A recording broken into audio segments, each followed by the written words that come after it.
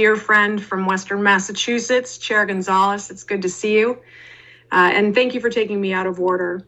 I'm here today to ask for a favorable report on H3802 S2457, an act creating a municipal and public safety building authority. I'm so grateful for the strong partnership of my colleague, Senator Joe Comerford, and our shared communities that brought the need for this legislation to our attention. I want to echo the thanks for Auditor Bump's service to the Commonwealth. I am so grateful to her and her office for lifting up this issue in her infrastructure report and coming here to Western Massachusetts to really show the Commonwealth the need that we have here in Western Mass. Her advocacy and support of a rural recovery plan is a lifeline for communities here in Western Massachusetts. Recent census numbers show that despite population increases across Massachusetts since 2010, population here in both Berkshire and Franklin counties decreased. Berkshire County saw roughly 1.7% decrease in population, and Franklin County saw a 0.5% decrease. During that same time period, Massachusetts population grew by more than 7%. Declining population and the dire state of infrastructure that we're seeing here are inextricably linked. They have deep impacts on rural communities that are very difficult to reverse. Many small towns in Western Massachusetts and around the state have significant infrastructure needs when it comes to building or upgrading municipal and public safety buildings, but they do not have the tax base or borrowing capacity to fund these necessary projects.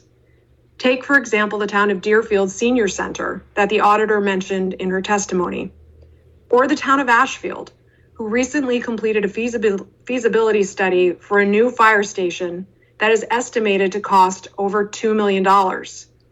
This is the same town that has already bonded $2.3 million to bring internet to its residents. So what is a community like Ashfield to do? Bond to install broadband so that its residents can access education, jobs, and healthcare, which will fuel the economic growth necessary to expand their tax base, or fund a public safety building to ensure the safety of its residents. These are impossible choices for our small towns.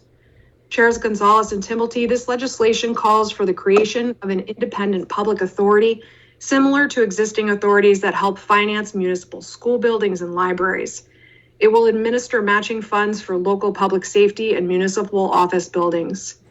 Assistance will be provided to municipalities for the construction of these public safety or municipal office buildings, or for the remediation or improvement of those facilities.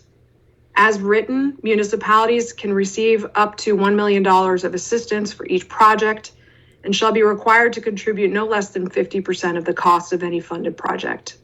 As this is a newly filed bill, we welcome the opportunity to work with the committee to make any changes necessary to advance it out of committee. I do want to recognize the leadership of my dear friend and colleague, Rep. Jim O'Day, who introduced H2508, an act relative to construction and rehabilitation of public safety facilities. I'm happy to support his efforts as well. I know you'll hear from many communities here in Western Massachusetts today in support of this legislation. I'm grateful to them for being here and grateful to the committee for having this virtual option so that they can participate remotely and not have to make the trip into the State House. I'm so grateful for your consideration of this legislation that will truly allow for regional equity when it comes to infrastructure projects across our Commonwealth. And I respectfully request that you report the bill out favorably. Thank you both. Representative Blais, thank you very much for your testimony. Both